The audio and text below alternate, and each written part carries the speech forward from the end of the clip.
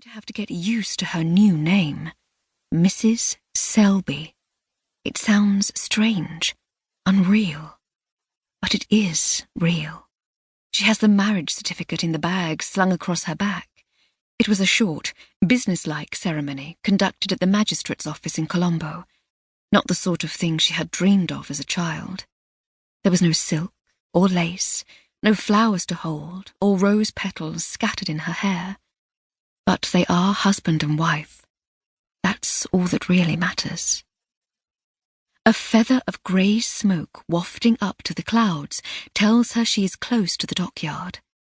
As the trees thin out, she catches a glimpse of the hull of a ship, of an elephant hauling a huge wooden crate onto the back of a bullock cart.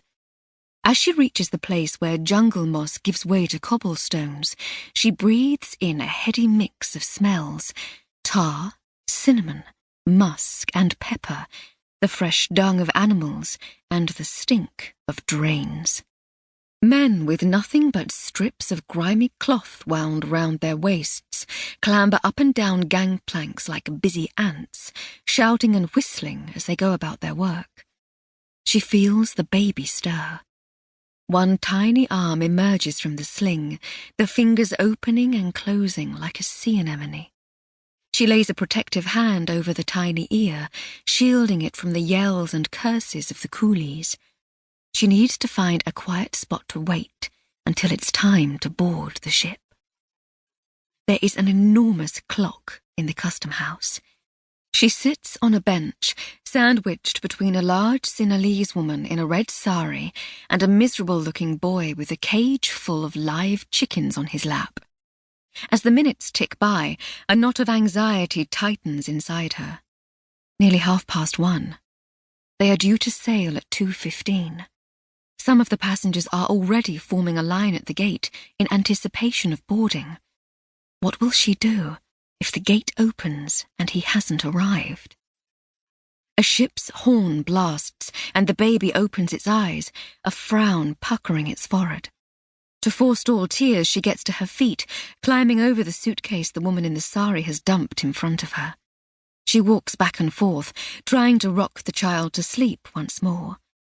Once she glances at the clock again, it is almost 2. The gate is open, and people are making their way to the quayside.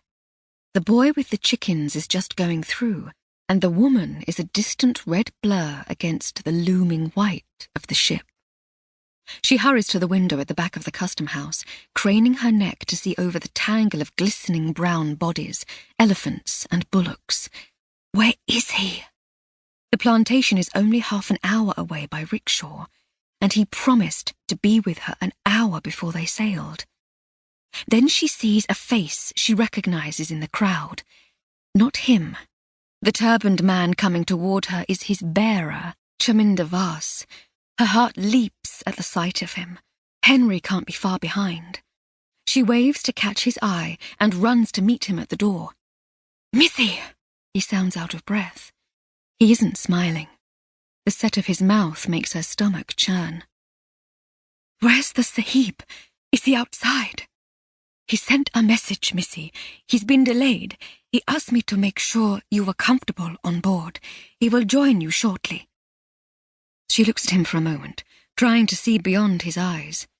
Instinct tells her that something is not right. "Please, Missy, you should go now. Get the baby settled into our cabin and unpack your things." She raises an eyebrow. They both know that unpacking isn't going to take her very long. The sum total of her worldly possessions is pitifully small. "Let me help you." He takes her arm and guides her toward the gate to the quayside. Suddenly she feels limp, as if all the fight has gone out of her. As she enters the cabin, the ship's horn sounds again. She feels the door vibrate with the force of it. The baby lets out a piercing cry.